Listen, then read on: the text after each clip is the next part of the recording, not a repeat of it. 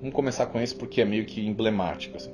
Porque o fim da lei é Cristo para a justificação de todo o que crê. Bom, entenda, gente. Como eu não tinha as duas premissas que eu vou passar para vocês aqui agora, que anota esse negócio aí, tá? Mais uma vez, mais uma chave que eu tô dando para vocês aí, tá?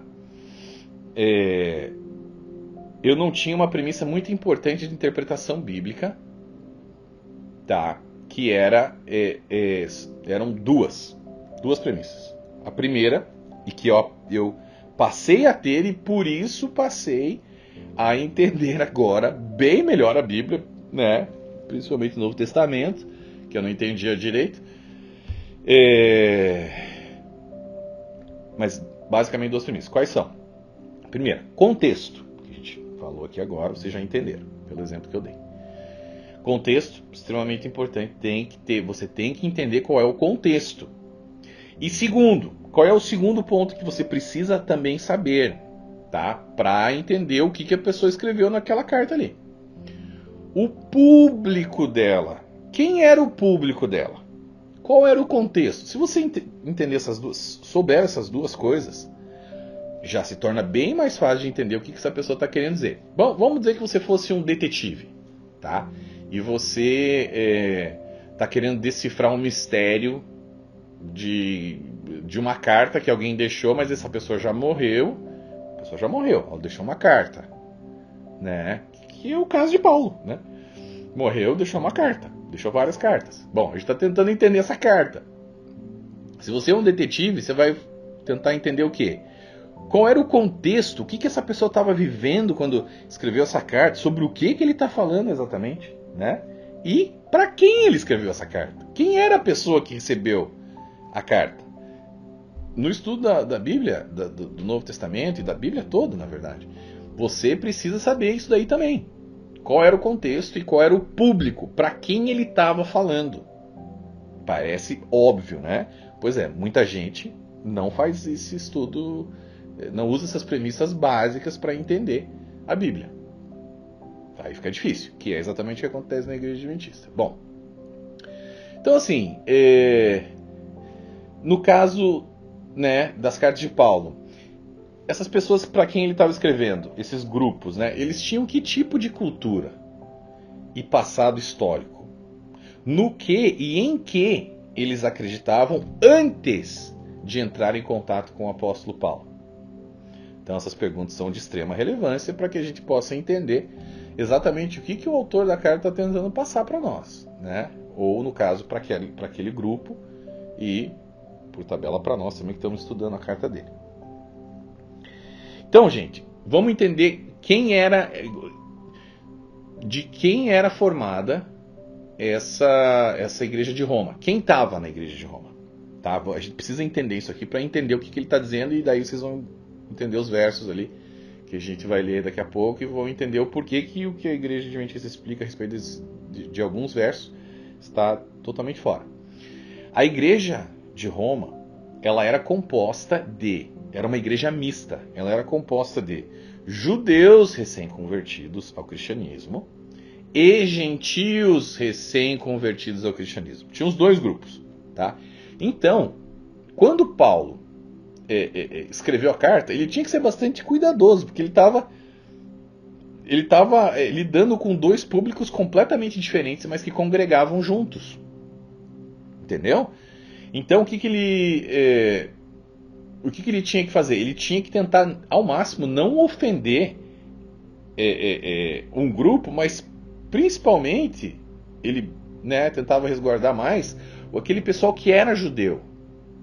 Digamos assim, era mais fácil um não judeu se converter ao cristianismo do que um judeu. Era mais fácil.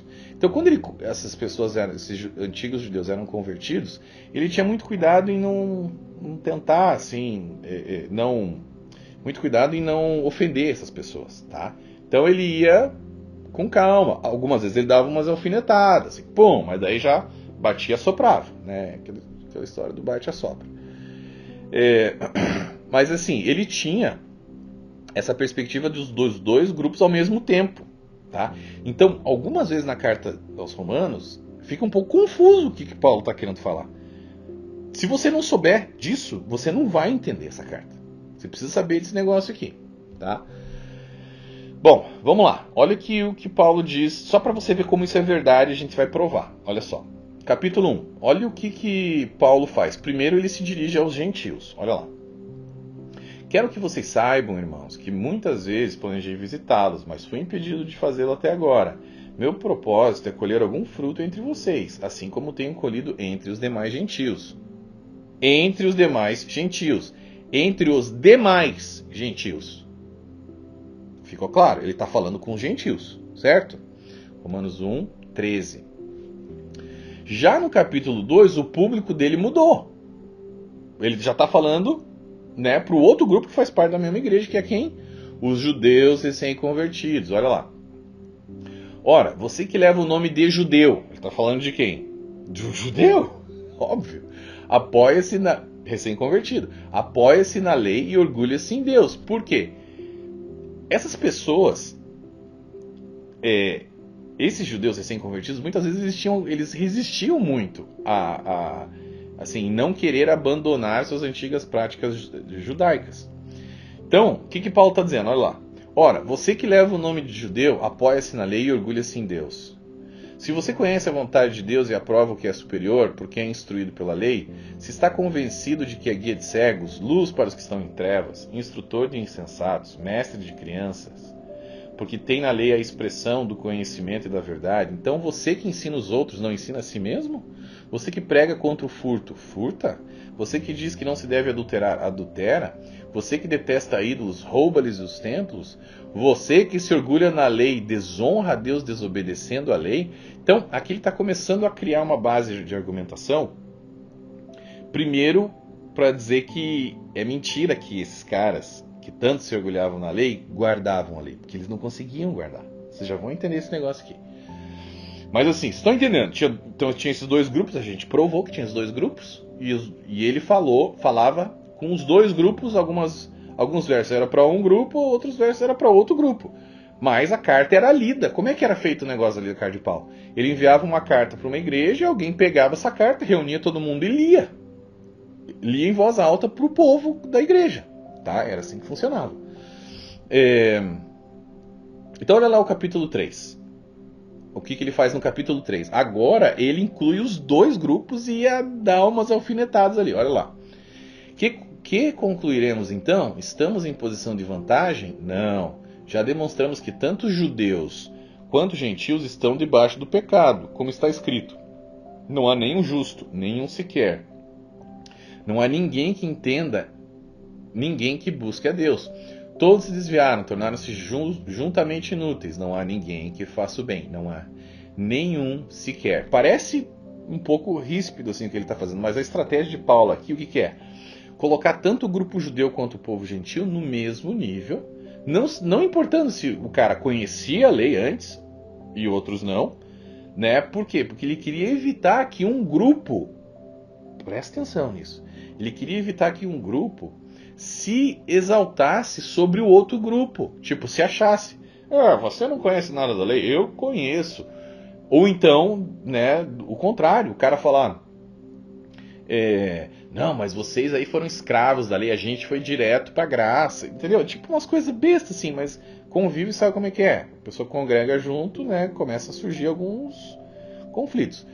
E ele queria o quê? Não, gente, vocês todos são pecadores, vocês todos carecem da graça de Deus, tá? Mas existe uma solução para o caso. E é o que ele está tentando dizer ali, tá?